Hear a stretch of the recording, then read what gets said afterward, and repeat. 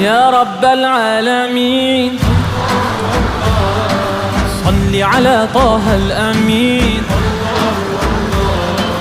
في كل وقت وحين املأ قلبي باليقين